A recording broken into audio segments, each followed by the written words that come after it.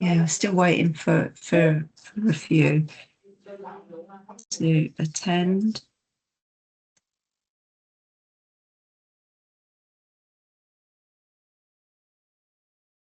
Hi, Emma. Hello. Good to see you. You too. Right, I think if we get started, just by the introductions first of all. So, for those who don't know me, I'm Carol Daniels. I'm the Operations Director for NEN. So Lucy, if you wanted to go. Yeah, that's fine.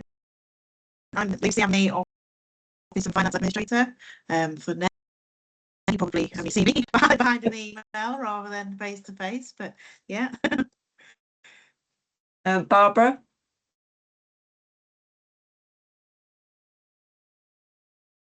Barbara, did you want to introduce yourself? Sorry, I couldn't find the unmute button, but hi, I'm Barbara. I'm the Impact and Community Associate for Alia, and I'm based in London, but Alia is based across Cambridge, Peterborough, Nottingham, and London. Okay. Judith? Morning everyone, yeah, I'm Judith. I'm here on behalf of James Craft this morning from Tedco Business Support. I'm the Contracts and Performance Manager there, and we're based in the North East, but our head office is in South Shields. Okay. Emma? Oh, hello, I'm Emma Musgrave. I'm from Purple Shoots. We are a charity that tackles poverty through enterprise. So we help people start small businesses with micro loans. We only loan to people who've been rejected by other people. We also run little self-reliant groups, which are getting people to do enterprising stuff in their community as a group. Okay. Sue? Morning, everybody. I'm Sue Parkinson. I'm Project Director for North East Enterprise Agencies, which will tell you where we are geographically. We are a consortium of all of the enterprise providers in the North East, including Judith and Tedco, who's on the call, and our chairman is down in the bottom right-hand corner and will no doubt introduce himself in the fullness of time. Paul? Hi, I'm Paul McElden. I'm the Chief Executive of the North East BIC, which is an enterprise agency up in Sunderland, and we're part of the NEAL consortium that Sue leads. Okay. Andrew? Good morning, Andrew Wilson, Group Strategic Business Development Director from Enways and part of the Growing Enterprise Group. So we're in the east of England, East Midlands and London. Craig? Morning everyone, I'm the Ops Director for Let's Do Business Group. We're on a lot of different business centres across the South East, business support programmes and funding for small business through the BBB as well, and also NEN Board Director. Julia? Hello, I'm Julia. I'm from UMI. I'm here on behalf of Simon Goon. So we're based in the North East, but we provide business support across the UK. I hope I pronounced your name right. Is it for Virgilia? Good morning. It is Virgilio. Yes. Oh, good. I'm from startup Croydon, and we work helping small business to get better and more results. And I'm really excited to learn more about data and all these that you come to bring to us. Okay, good. Alex? Hi, morning guys. My name's Alex Till. I'm CEO of Mentor and Chairman of the National Enterprise Network, and I'm literally sitting in the broom cupboard today. Literally. Yeah. All right, I think everybody's introduced themselves apart from Sean and Ivan from Social Value NU. So if I hand over to you guys and then, let's get started. Thank you very much, Carol. Well, I'm delighted to have the opportunity to be invited to come along and talk to you as a group this morning, along with my colleague Sean. We are part of the team that run the Social Value Engine. And what we were going to do was to really talk to you a little bit about social value and the broader concept and how it affects your sector. You're all more expert than I so you'll have to bear with me in relation to that. And then to show you how the particular tool that we own operates and how it can be used to work out the social impact of activities that organisations like yours and others undertake. I'm going to kind of lead the presentation and the discussion, and Sean will chip in as we go along. But before I sort of begin, and I'm going to talk to you for a bit and then just show you how the tool works, because it gives an opportunity to sort of exemplify some of the things I'm going to talk about. Are there any initial questions or comments anybody wants to put on the table, or shall I just dive straight in? I'll dive straight in, Ivan. Okay, I'll dive straight in. Let's assume silence means assent until somebody interrupts me. Now, so how long do you want me to talk for, Carol? I was going to go for about 10-15 minutes initially, and then get people to ask questions and build up from there, if that's all right. Yeah, I mean, I was hoping that you would also sort of give a demonstration of the platform as well. I will. I will as part of that process. But I was just going to start by talking a bit about social value. So the context that you're all based in, you will be dealing with the public sector quite extensively, and you have all come across potentially the notion of social value in relation to responding to public sector tenders.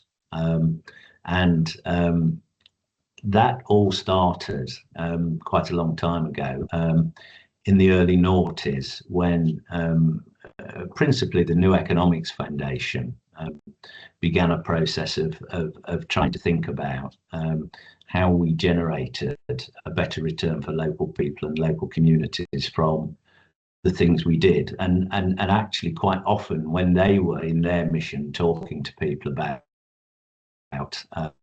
public good, in inverted commas, they identified that there were a lot of things that we all knew were good, but which were very difficult to measure the outcomes that things delivered principally. So it's relatively easy to count outputs. If somebody gives you a contract to do 10 of these and 15 of those, you can count those and you can actually demonstrate that you've made some progress in relation to them. But it's the so what question that flows from that really people have been increasingly interested in. So how, by actually delivering those outputs, have we made things change for the better, or sometimes through unintended consequences for the worst in the longer term? And smart design of public policy and actually effective implementation of strategies and plans in the voluntary and community and the private sector all rely on a similar thinking process, which is about delivering long-term outcomes, long-term sustainability. So having begun thinking about that, they developed a toolkit. That toolkit came out in 2008, and it set out really the key principles that would lead us to be able to think about how we could put a value on some of those outcomes that are very important but are difficult to quantify.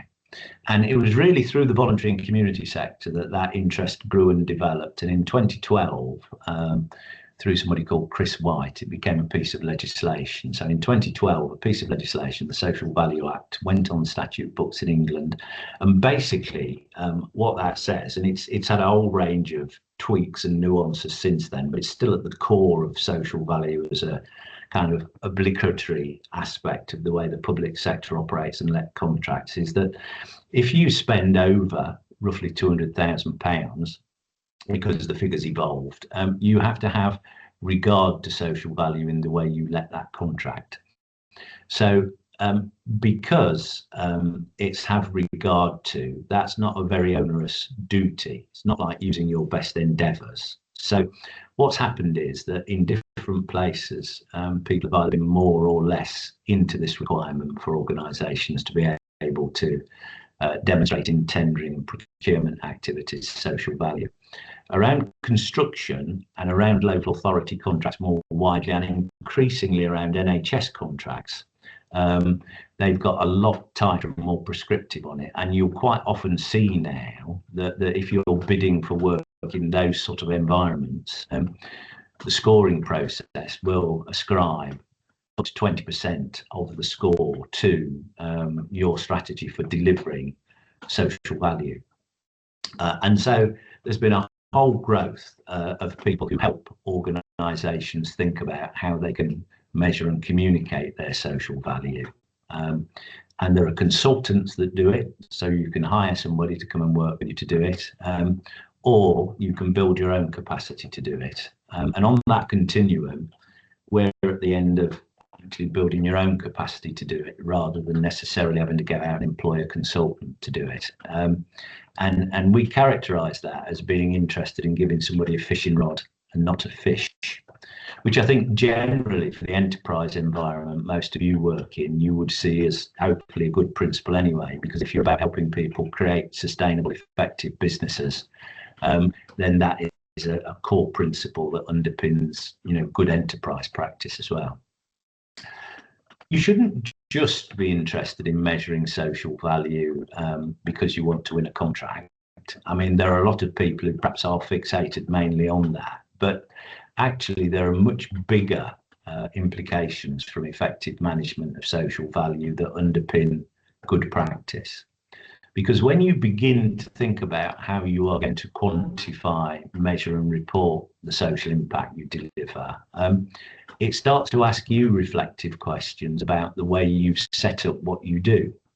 And that's a really useful process, because it can help you begin to reflect on whether you're as effective as you might be, and to have a means of measuring that sits alongside the normal metrics you would use around financial activities or management information that you collect for delivering on the contracts that you've got with third parties. And so we encourage people not to see social value just as a compliance activity, but to much more widely embrace it. So we're not evangelical, we're not trying to thrust it down people's throats and say you must do this so that everybody goes away and buys a subscription to the social value engine. But what we are keen to do is to make sure that people don't see this as just a very kind of niche, narrow thing, and understand the full utility and value of being able to measure social impact and social value. The way people traditionally do it, and when I come on and show you the tool in a minute, you'll get a sense of how that works in a bit more detail, is to begin with what we call, and these are technical terms, so don't get hung up on them because they're just labels for common sense really, but people often begin with what we call a theory of change. So they'd sit down if they're going to measure the impact of what they're doing, and they'd actually map out A, why they're doing it, B, how they're organising themselves to do it, C, what the outputs arising from that are. And then the difficult bit, they think about what outcomes might arise from those outputs. And then they think about how they could apply, for each outcome they've identified, what we describe as a financial proxy. And a financial proxy, the clue is in the term, is a label that you can apply with the value associated with it to each of the activities you've undertaken. And globally, there are now thousands of financial proxies, all based on secondary research that people have collected that you can use to do that process. There's then a Treasury-approved algorithm that people run these things through, which takes account of things called additionality, which is to do with making sure that you don't report things that would have happened anyway. And once you've run each of those financial proxies, one for each of your outcomes, through that algorithm, it gives you a value that you can divide by the cost of actually delivering that activity, and that gives you what we call a social return on investment ratio. So that would enable you in hard-headed terms to say, if a local authority in the northeast of England funded a business support programme and it delivered £2 million of social value at a cost of £500,000, then that would give a social return on investment of £4 for each penny invested. And that's jolly useful because it means that we can actually begin to talk in numeric and definable terms about what we've done and the impact that we've had. There's a big debate at the moment in the world of social value about what we call monetisation. So that process I've just described to you is called monetisation. It puts a value on an outcome. There are some people now who are saying, well, monetisation is too narrow way of looking at things, because actually if you just reduce things to money, you miss a lot of the greater detail. So cutting edge impact reporting doesn't just look at monetization, it looks at other means of recording value, but you'll all lose the will to live if we get into a detailed discussion about that. So I'm not going to introduce that now, but just to say, I just want members to know, Carol, that there is a broader context. We've taken account of that in our horizon scanning in the way that we've developed the social value engine, but it is important to be alive to that. Now, I'm speaking as if none of you know very much about social value. So if you do know a lot about it, please don't feel patronised or taken for granted in relation to the way I've been chatting to you about it, because I'm actually, I think it's probably useful to assume a relatively modest amount of knowledge, and then you can come back and kind of test my assumptions and theories in a few minutes when I've got through this spiel. So just to move on to the social value engine itself, it's a relatively unique tool. I'm sure everybody who talks to you about what they're doing says that, but it's relatively unique in the sense that 30% of it is owned by a local authority. So when we developed it in 2010 initially, we developed it in partnership with East Riding of Yorkshire Council. So for those people who kind of might get a sense north of the Trent that geography is a bit hazy, or south of the Tyne that geography is a bit hazy, it's the area just directly above Hull, East Riding of Yorkshire Council. It stretches from Spurn Point up to Bridlington, and then has places like Beverley, but isn't Hull itself, which is obviously a separate local authority. But we worked with them to develop this tool, and a bit like people might remember, some older people on the call, the old Remington Razor advert. You know, I liked the product so much I decided to buy the company. So actually they decided they would invest 30% in the development of the social value engine, and we've subsequently rolled it out on the basis that they're a key stakeholder in it. Now that's useful for two reasons. One, it gives us a bit of a financial anchor linked into them that we wouldn't otherwise have, but secondly, it means that it's got a lot of insight invested in the way that the public sector thinks. We bring the private sector blend, so it's nicely blended, but it does mean that it's really reinforced and bolstered by having the credibility of a stakeholder rooted in some of the challenges that the public sector has around measuring and seeking to generate social value. It operates across the whole of the UK and the Republic of Ireland. It's got 140 core organisations that subscribe to it. At the top of the tree, there are some really big local authorities like Leeds and Surrey and Worcestershire. It also has government investment in terms of some of the users. So the Scottish Government invests quite heavily in it, and we have 20 local authorities in Scotland that use it through them, and a bulk buying arrangement we've put in place with them. And it's got an increasing growth of interest in the Republic of Ireland. And so it operates in euros as well as pounds. And it may be that if some of you or your clients have got European trading context and they need to demonstrate social value in other settings, then the fact it's got that euro component is relatively unique and important and interesting. So what we're keen to do today is just to really give you a demo briefly of it, and just to then explore with you as a group whether or not you might be interested in using it and how you might use it, and what the options are to use it either as a collective or individually.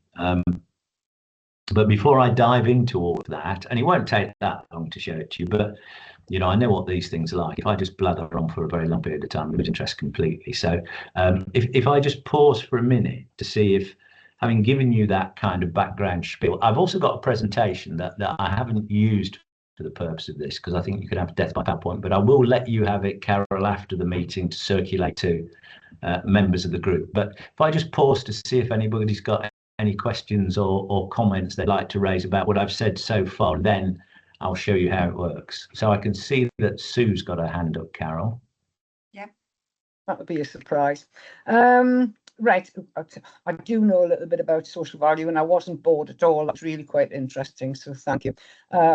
Within the North East, all of our local authorities and our public sector bodies, including the health and all the rest of it, are signed up to something called NEPO, North East Purchasing Organisation, yes, yeah, I've met which you'll be familiar with. You know, yeah. NEPO, and through all of the NEPO portal, which is where all public sector funding goes in the region, we are signed up to using the TOMS framework, which I'm assuming you're familiar with. I don't know this tool that you're going to demonstrate particularly. I don't, Ivan. Is it going to be consistent with the TOMS framework? Because that has a very clear way of defining what the individual impacts of individual activities are, who decides which one to pick and how to measure them.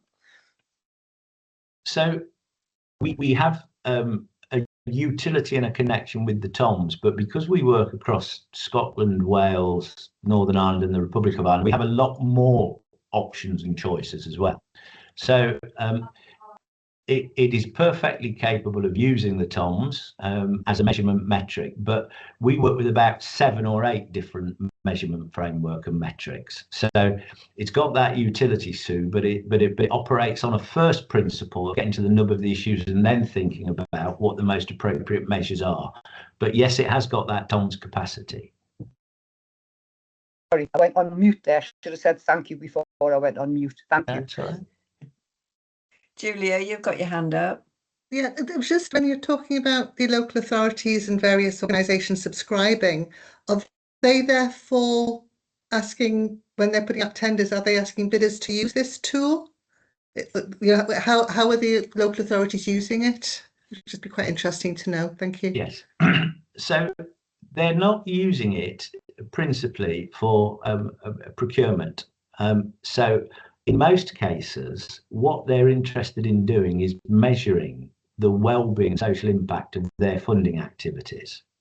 So if you take something like that you may have come across, like UKSPF, for example, they're interested in using it to measure the impact of the grants they've given out and how that's changed things in their localities.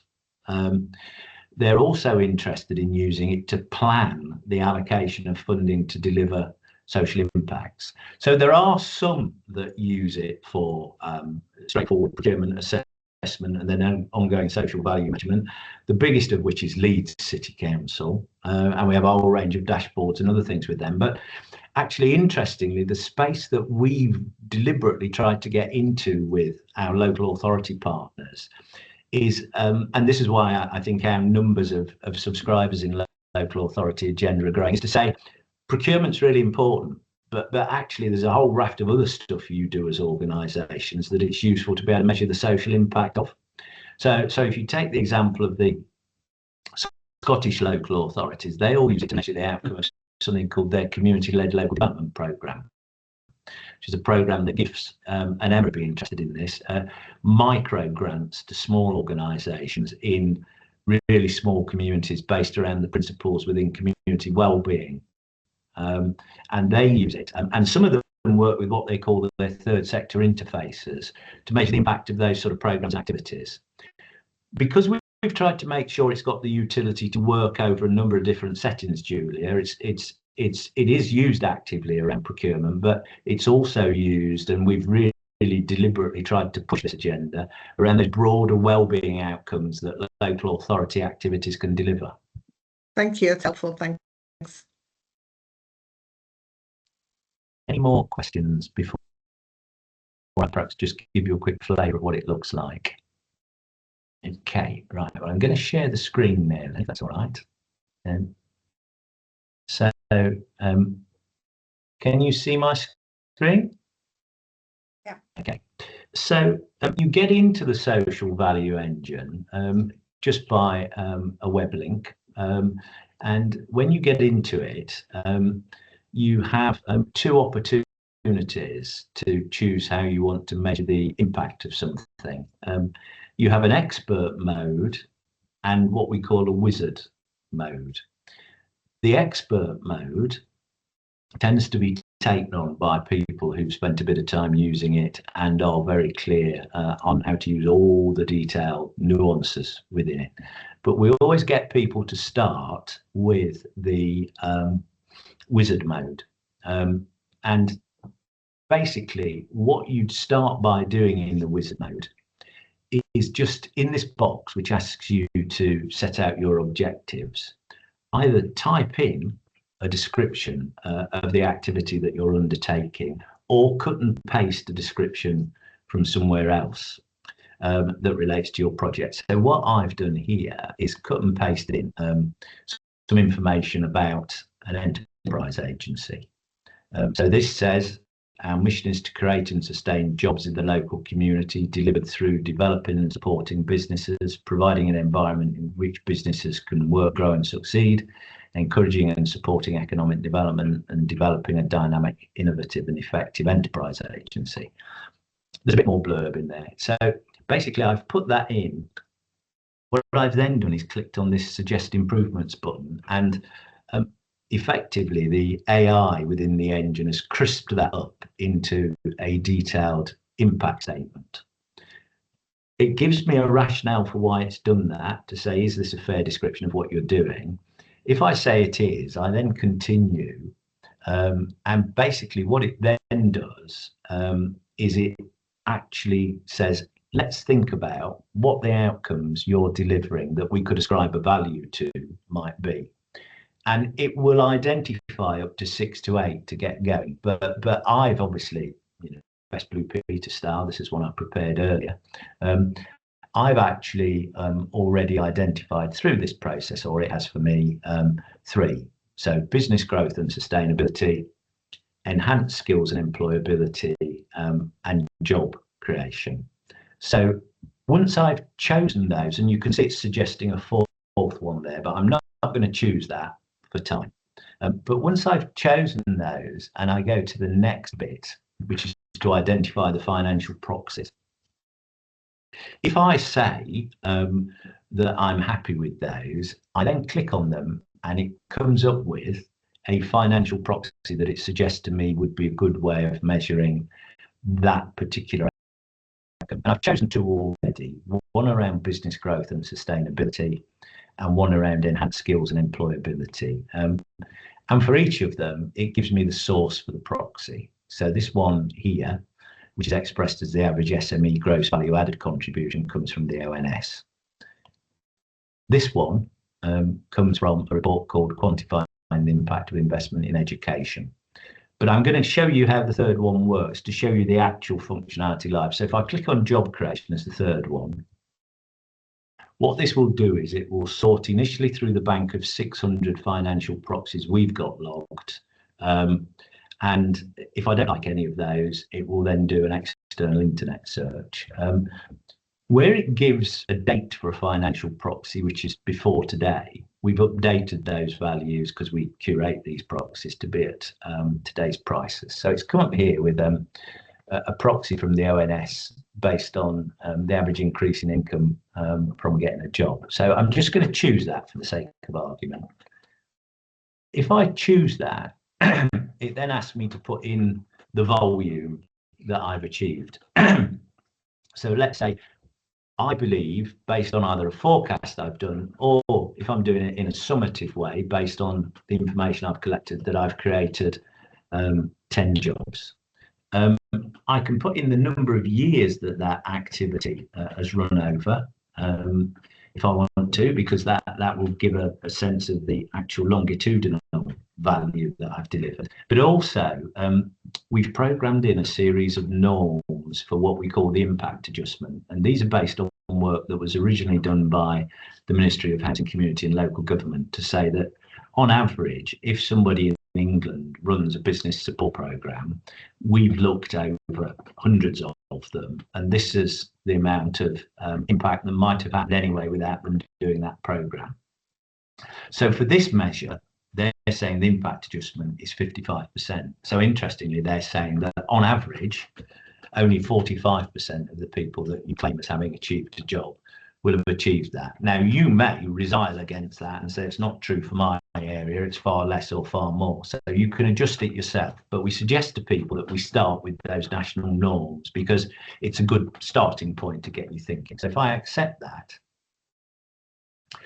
it's very encouraging, this tool. It says all the time things like great work and well done. But if I go on to the next bit, I then put in a breakdown of how much I've spent on the scheme.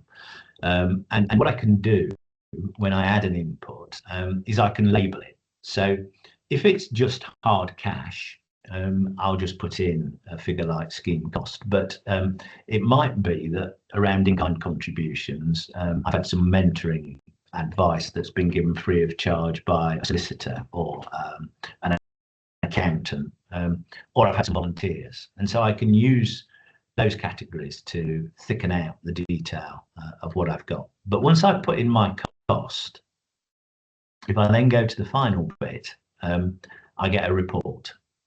And so what this report has done is it's taken that information I've put in, it's taken the amount of money I've spent on the programme, it's actually taken those 3 outcomes that I showed you, which were business growth, job creation and enhanced skills, and it's used those financial proxies to ascribe a value, and that value is coming out at £302,000 per year.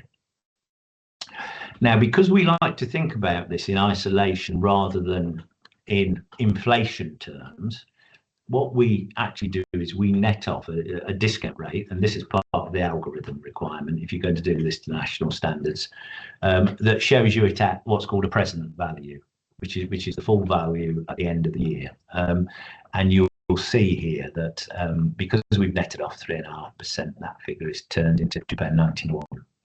So if this is what I'd achieved, I'd spent 150,000, I'd delivered those 3 outcomes, I'd be able to say, based on spending that money, I delivered £1.94 for each pound invested.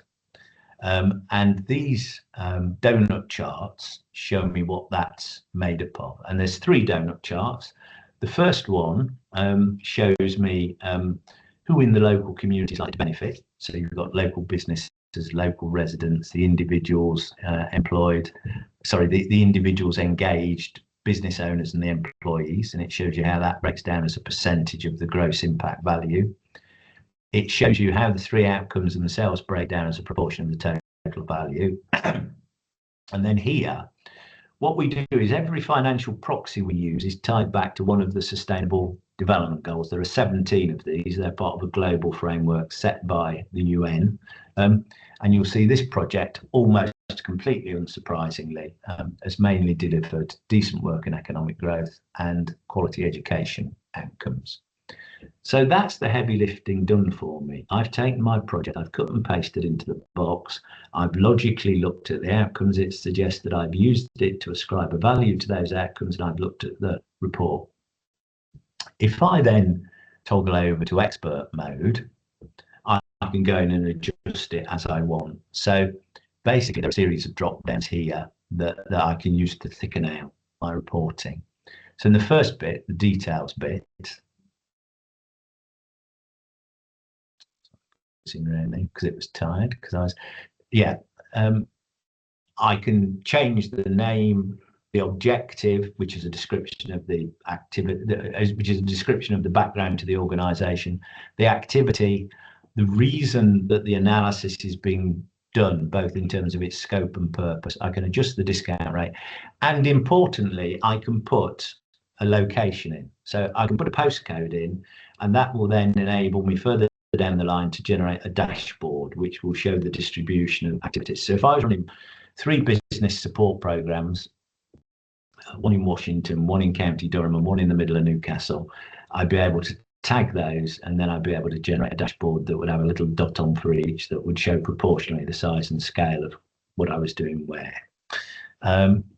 What I can also do is I've chosen the Sustainable Development Goals, but if I've got my own framework, or if I'm part of a regional consortium that's got a framework that's part of its strategy, I can put a framework in that would enable me to get those outcomes to relate to the framework rather than the SDGs. So if you've got a strategy that says, we're about giving people the opportunity to start their own business, local supply chain development, ethical trading, green activities, you can actually set it up so it'll relate the outcomes to your strategy rather than the SDGs, and you can toggle between them. So once you've set that up, and we would help you with that, you don't necessarily get stuck then if you choose that rather than the SDGs. It's really easy to toggle between them.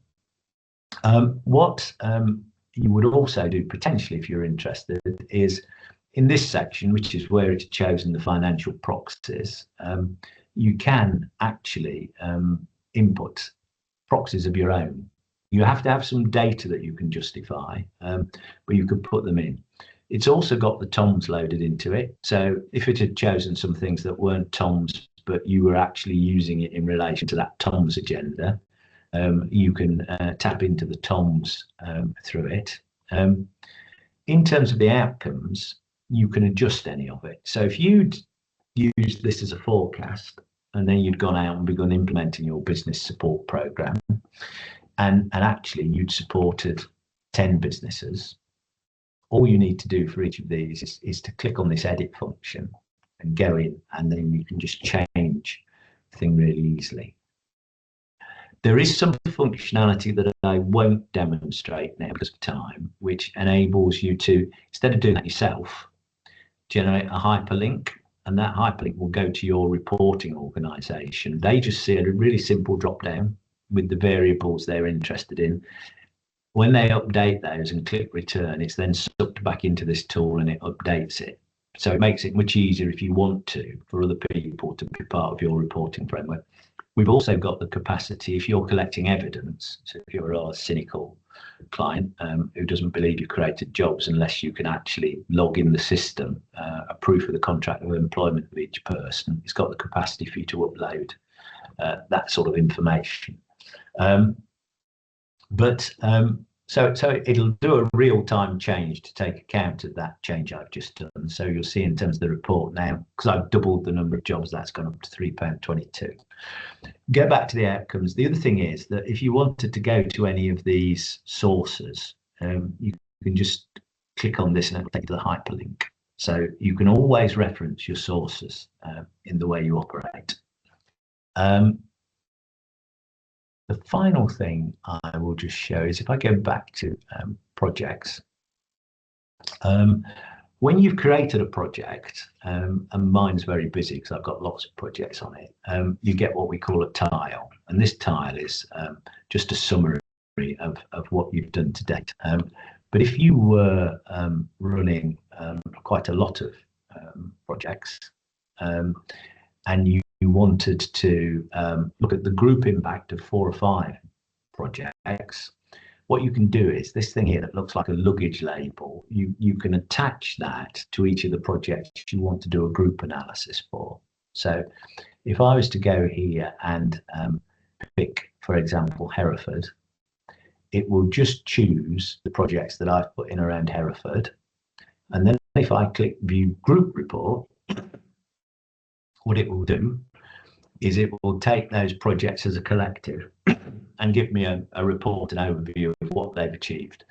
And it will show how the value shakes down over the relevant years as well. But you'll see this is quite a detailed report because it's got quite a few projects in it. But the great thing is it's got one simple number at the end of it. So if you'd been running a program, I don't know, across Sunderland for 5 years, and you'd had 15 or 20 different projects that you delivered, you'd be able to say to whoever your funder was, well, actually, £2.75 over 4 years, this is what it looks like, this is how it shakes down. And if they asked you questions about what's your provenance, etc., the other good thing you can say about the social value engine is that this is an accredited tool. So the Institute of Social Value are based in Liverpool, are part of a global network. There are 40 odd countries that actually have in some statute-based way something akin to our social value agenda. And they run an accreditation scheme for software, and our software has been accredited by them, which means that it complies. And again, if you wanted to, we could refer you to the certificate, but which means that it complies with good practice from a national perspective.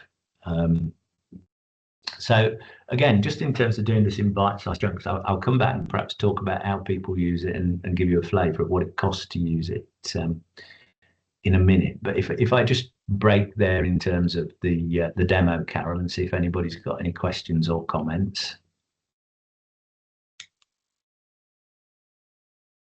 It's a lot to take in, but hopefully it all seems cogent and you've got a sense of what it does from that.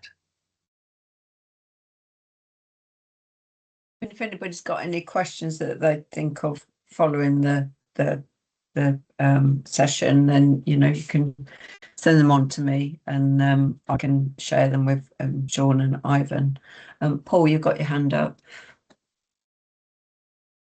You're on mute, Paul. I thought it was brill. I like graphs. I like things that I can see visually. Very fairly simple. I think the key, just looking at what we do, I think part of the key is educating the funders by, with all of this. So in a fairly basic world that we live in, or we seem to live in, we could create 200 starts and would have lots of nice certificates and would have all this kind of stuff. And if we said those starts created, I don't know, another 15, another 100 jobs, we would have to go out and get information from all of those 100, of those 200. And in reality, we'd probably only get 50% of them giving us a return. So by implication, most of the time we're underselling ourselves. But that's usually based upon audits, not upon impact. It's based upon audits. So we are always underselling ourselves because the only thing we can really quote to the funders is what we can prove by usually pieces of paper, which is painful. So I love the fact that you can take some proxy and then extrapolate in some respects what we're doing. But I suspect our funders at the moment, just the way they think, they would say, well, you can't extrapolate, by the way. It's what you can prove. So, but I do think it's a fantastic, if you can get the funders to think this way, it is superb way of not spending a lot of time collecting a lot of stuff, which is usually the painful element of any sort of evaluation or proof of your impact. But yeah, I like it. I like the theory of it, and I like the practicality of it. Well, that, if I may, Carol, that's why we've been on a bit of a mission. When I talked earlier in terms of Julia's question about what do local authorities use it for, we've been sort of evangelizing to say, look, actually, if you want to deliver what people quite often call preventive outcomes, which are, the benefit that arises from somebody having a job, not then needing to actually have welfare and those kind of things, you can never 100% know, because people aren't like machines. You can't, much as you might like to, you can't predict what's going to happen absolutely. So you need a system which gives you the most rational basis for making some credible assumptions. And that's what this comes back to, the point you've made, Paul. If you then get people on a wild goose chase having to collect every nth degree of proof, it actually costs more to do that than not to have done it in the first place. So we've now got, by bearing down on that well-being discussion, 60 English local authorities that have signed up to use this. And I said the biggest is Surrey, but the biggest city-based authority is Leeds. But we've got a whole range of authorities of different sizes and shapes that are beginning to use this to look in that more enlightened way. But we aren't going to change the world overnight. But I do think, because we've got quite a big range of users now, and it was a real breakthrough when the Scottish government bought it. I know they're north of the border, but to have a devolved administration using it in that way makes a big difference. But yeah, it's good to hear that. Well, thank you. Sorry, Sue. No, just to build on that point, and I come back to the Northeast, we have the TOMS framework, we have the monetisation stuff that is done for us. It's done at a business case level by whoever's commissioning the work in the first place. And from our point of view as an organisation, the actual tracking and measurement of it, we're doing anyway. And the tool is a useful tool, but I think effectively we've built our own. So from that perspective, it's interesting. But what would be much more interesting, which builds on Paul's point, is what can we do beyond and above just tracking the monetisation of individual measures? And what can we do? And you would want to do that for two reasons, I suspect. One, because your funders were interested, and they are in varying degrees interested and not interested, depends who they are. But two, because as an organisation, presumably you want to understand the impact of what you're doing, not just the how many's of it. Yeah. That then comes down to a question, doesn't it, of what does it cost, what's the value, and what's the price? Then that's the crucial decision I think we would make in the Northeast. It's also true to say, and open book, we in this case is Tedco, myself, have had a demonstration from one of our own local social enterprises who've developed a very similar tool to this. You may have come across them, you may not. They're called People, and they came and presented it to us on the basis they would like us to buy it, basically. And again, for the very same reason, just from a compliance point of view, there's no added value in it. From a non-compliance point of view, there is added value, which is why I was really interested when you said, oh, I've got some quantitative stuff, but I'm not showing you it today, because the quantitative stuff would be the different stuff, and I wouldn't mind seeing that. Yes, well, sorry, the qualitative stuff, not the quantitative. I was going to say, I was starting to think. No. Yeah. Well, you've done a lot of quantitative. I meant the qualitative. Yeah, sorry. Yeah. So we've got a particular approach we take to that, and we've got a series of impact cards which are really case study driven, but they're not just woolly. We funded Mrs. Miggins' pie shop, and she felt better about it, and she had a nice cat. Which is quite often what you get in some of these impact statements, isn't it? So we've got a particular approach we take to that. But the other thing is that what we've tried to do is to build a sense within organisations that they want to be thinking about reporting their impact outside of just their core funders, because it's about how you communicate the difference you make in the ecosystem you operate in. And it's also about how you might begin to open up new relationships through a narrative you can develop around social value with other people that you want to work with. But yes, I do absolutely accept that if you're locked into a very tight, prescriptive, transactional impact management framework, well, this won't really make very much difference. But if you were able to think more broadly and see the utility in using it around that broader agenda, then it might. But I mean, to cut to the chase on costs, because of our strategy about wanting to achieve high level adoption, depending on the size of your organisation, a license to use this for a year is if you've got under 15 employees is 1,250 quid plus VAT, and for that you get the training to use it, obviously, because you need that, but also ongoing support. If you're a bigger organisation over 15, it's £2,500, but you get some extra things that we throw into the mix in relation to that.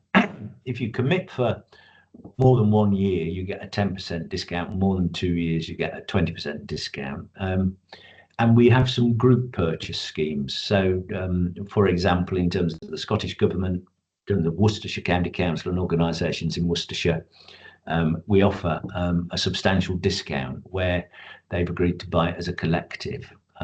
So in some cases, you can get it for 75% of the cost if you agree to buy it as a collective. That doesn't mean to say that the collective has to pay for it and then recharge it, but it basically means that people have to sign up to at least one member buying it to get started, and then it can roll out from there. So it's not expensive to purchase in the overall scheme of things, and because it's predicated on, going back to what I said at the head of the call, giving you the ability to have a fishing rod, not giving you a fish, it does rely on you building a bit of capacity in your own organisation to use it. But I would argue that actually, as an investment, that gives you a very good return itself, because it develops your capacity to reflect on the nature of the way that you operate, and it informs your planning. And what actually some of our very commercial operators do, particularly in the southwest of England, where this has become quite a thing, is they offer it as a service to third parties. So we have some rural community councils, for example, in Cornwall, they're a good example, who generate income from using it because they buy a license and then they'll work with people who are, for example, thinking of putting a bid in to actually work out the social value. That means that organisation can either, when it's bidding for a lottery thing, instead of just a normal response to that, how are you going to evaluate this box, put some hard edge stuff with numbers on. And sometimes it's about working with private businesses, where a business wants to demonstrate its kind of ESG impact. Cornwall Rural Community Charity, for example, have worked with a number of small businesses to be able to say, well, this is the social impact of the work that you've done selling widgets or fish or whatever. So it's got that kind of utility, which is quite an enterprise element to the way it can be used. So that's the whole 9 yards, folks. Anybody got any other questions? Sue? Just me again, sorry. Would there be an opportunity outside of this call to have a look at some of the qualitative stuff, Ivan? Yes, yeah, we could fix up a chat, Sue. Yeah, we're Okay, happy to do that. well, we are looking at how we measure impact more generally rather than just on a contractual basis. And if this is a tool to do that, I'd be interested to see it. Yes, yeah, I can talk you through that.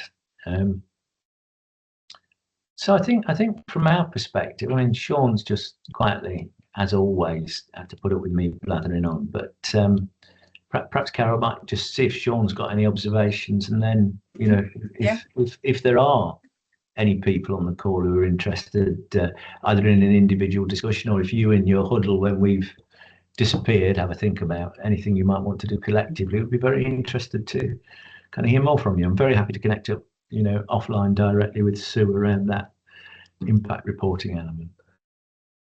Yeah, I mean, I think, you know, I think that was a good overview, and I mean, there's a lot to take in, as you said, Ivan. There's other functionality that we've, as you deepen your understanding and get your feet under the table using the engine, that and we're adding to that all the time. We've had a busy development roadmap, including introducing, you know, place-based tools, which I think would be of interest to your members, given you've got a broad span of geographies on the call. And yeah, I think Sue's point around the qualitative stuff, you know, these are complementary elements, you know, and they both absolutely need to come together. And as Ivan mentioned, we've got a really good range of impact cards that demonstrate all of these super projects that are funded up and down the country, and particularly our smaller charity clients, social enterprises, community interest companies. They find these really useful in terms of a marketing tool, essentially, to be able to showcase all the brilliant work that they're doing in their locales. So I think those, we can certainly share some examples of these with you, and I think that might give you some ideas about, you know, some of the projects that you guys are working on, and how you can highlight that work. Just to say really quickly, some of those impact cards come off the back of a managed service we operate as well, which is where for 500 quid plus VAT, we'll do it for you around a particular project or a particular intervention. And one of the outcomes of that is collecting the data, running it through the system for you, but then also giving you an impact card, which has got that deep qualitative element built in as well as the quantitative element. We recently did a brilliant little example of that with a company called Bomb Catering, who've got the franchise for the Students' Union at Loughborough University, but have also now rippled out in terms of 3 different other outlet areas. So in your geography, Andrew, I think, although you know, just one example, but the social impact they've delivered more widely, which they've been able to communicate, which underpins, you know, a really good warm relationship with the university as a consequence of that, is a nice example of how that managed service has led to something quite useful. So there are a range of ways we can interact with you. I mean, because we were hatched out of an economic development egg, and that was my background for years. I was the assistant director of development at Lincolnshire County Council, so I looked after economic development, tourism, council's relationship with the voluntary and community sector, I think. And because the bit of East Riding that we principally work with is their economic development directorate, I think we've got a particular affinity and interest in your agenda. But and just to be honest, I don't pretend to be a public health specialist when we have these discussions with health, or an environmental specialist when we have these discussions elsewhere. It is true that our background is around economic development, which I think chimes in with your net.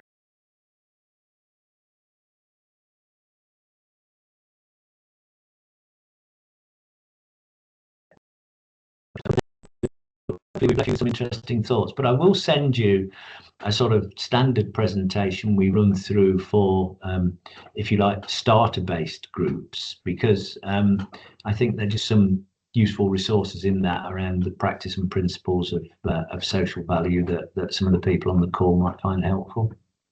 No, that'd be great. Thanks, Ivan. But yeah, thank you very much for presenting. You know, it was really interesting, food for thought. But yeah, thank you, and thank you, Sean. And then what we'll do, if anybody's got any other questions, we'll collect them all up, and I'll obviously make contact with you. And also, I know, Sue, that you want to pick up with Ivan, so I can do those introductions as well. So that's great. So yeah, thanks very much, Ivan and Sean. Thank you. Well, we'll hop off now then, and hope to hear something from you. Thanks very much. Okay. Thank you. Okay, Bye. nice to Thank meet you. everyone. Thank you. Thanks. Thanks. Bye. Bye. Cool. Okay. How did you find that? Anybody got any further questions? I mean, when we'd had discussions with them, we did look at the pricing. So I think there is potentially that we can do it as a group. Ivan didn't really go into that, but certainly if it's something you wanted to investigate further, we could definitely look at that. I think from my point of view, Carol, it will very much depend on what we can get out of this by way of impact measurement rather than by way of tracking social value. I can track social value myself because I'm stuck with the TOMS framework anyway. But if there's good impact stuff, then that's certainly worth looking at. Mm-hmm. Okay. Alex, have you got anything you No, want just from my perspective, we're seeing that it is coming up. It's exactly that point. So how can we bring this in as a member benefit? We're all trying to track what we're doing as organizations rather than at the project level. And if we can make economies of scale, which can then bring the benefits to the members, even though there may be a smaller fee which we have to pay for this added value, that's the route I'm trying to push for. We are seeing more local authorities asking for impact, but we are, from my perspective, I want us to demonstrate what we're doing before they ask to show what the real value is. Precisely. And that's my point. And where Carol had brought this engagement together, I'm sitting there just saying, if there's more than just us, and I'm a vested interest because I'm an agency as well, and we want to look at how we can bring this together, if we can make the funding work in terms of reducing the cost to us as individuals trying to get it, and we can run it through the NEN as a coordinated facilitator. I'd much rather do that and reduce the cost and the burden, and then we can get value from it and share good ideas as well. So if one person's using it in one way and they're getting good results, let's share that across the network. It'd be far more beneficial for us. I think so, Alex, and I think the key to that is the extent to which the impact measurement genuinely provides us with some way of, you can't measure impact because you can't count it, but it's better than the example he gave, which is, you know, Mrs. Miggins set up a bakery and she feels better. Well, I'm delighted, but nobody's going to buy that, are they? So it's got to be something a bit more scientific than that. So it comes down to, have you had a look at the qualitative stuff? So at the moment, I'm just wanting to see whether or not there's any interest from others, and then we drill down. So rather than spending hours upon hours, I'm interested in the qualitative stuff if you are, so maybe we could look at it together and anybody else that's interested. Yeah, happy to drill down. The other bit as well for me is when I'm doing the stuff with Enterprise Research Centre, so sitting with them on their steering group, they're obviously bringing a lot of historical information around early stage micros, the impact which it's having over a longer period of time, and I'm going, that's fantastic. What are we doing now and how are we driving it forward? So that's retrospective. I now want to look at how that implicates where we go for the future. And if we can bring it together as a network by saying, and this is what's reflecting up in the northeast, and this is what's reflecting down in the south and the east, then that gives us far more weight to add to the historical information that's been gathered, and then starts to drive our agenda in a much further way. So that's where I'm coming from. So, sorry, Carol. I'll calm down now. So yeah, I guess the next way forward is, you know, if you want further information, if it's something that you'd be interested in buying into, that we further those discussions with them. But I think, you know, for today, I think it's given you a good overview of the platform. And, you know, if it's then you want further questions asked, then please feed them in. But yeah, as soon as Ivan sends some stuff over, I'll share that with everybody as well. Okay. It Thanks, wasn't Meryl. it wasn't as expensive as I thought he was going to throw in at the end. I'm trying to No. introduce